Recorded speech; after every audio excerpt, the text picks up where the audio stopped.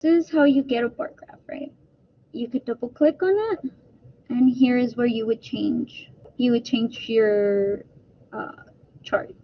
You might want to change the color. Change them to pink. You could change them to whatever color you want. You could also change the names. Yeah.